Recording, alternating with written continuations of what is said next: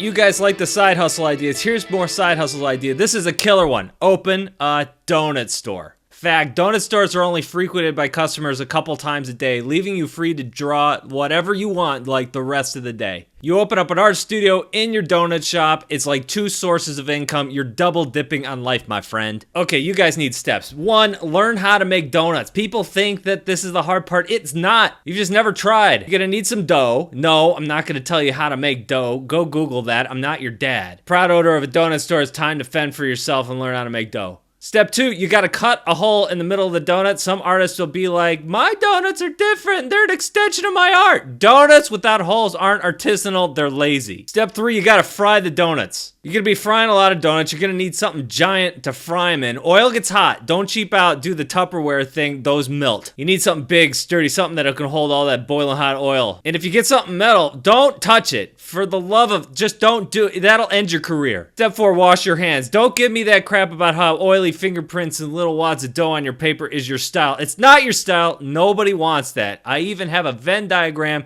that proves it. Step 5, glaze. You gotta make glaze. You definitely need glaze. You gotta have it. You may think that you don't, but you do. The only people who buy donuts with the nuts or coconuts are buying them for their office. Nobody eats that. You wanna go into the office and be like, I got the healthy kind. Side note, people who buy donuts failed health class. I'm not hating on those people. They keep the industry afloat. I'm just saying. Nobody eats those donuts. You might have all your coworkers standing around and they're looking at the donuts like, wow, good thinking, Todd. But inside they're all angling for that last chocolate frosted one. And then there's always that person who's like, oh, no thanks, I don't want a donut, I'm on a diet. What they really mean is only the coconut one was left. So you need glaze. Step 6, 2 words, tip jar. There is an art to the tip jar. You need to put some of your own money in the tip jar. Not big bills, just something to say, yo, everyone else is tipping, what's wrong with you? What is wrong with you? It's not considered polite to say that out loud at a person, but you can hint at it all you want. You can put a tip line in the receipt, maybe some crochet on the wall with a Bible verse about how Jesus liked tippers.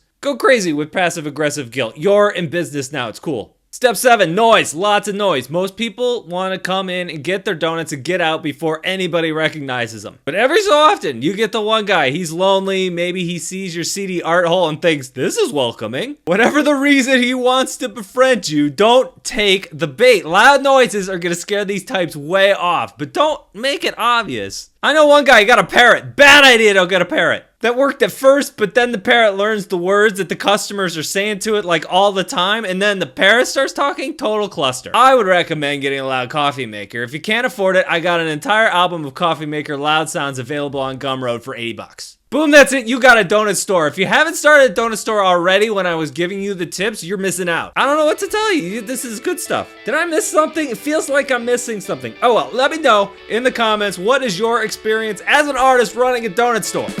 Thank you for watching. If you're new to the channel, go ahead, hit like and subscribe if you want to see more videos. And I also do reviews over here, so check those out as well. I'd like to thank the folks over on Patreon who support this channel and the people who check out my website. I appreciate it, guys. And I'll talk to you guys later.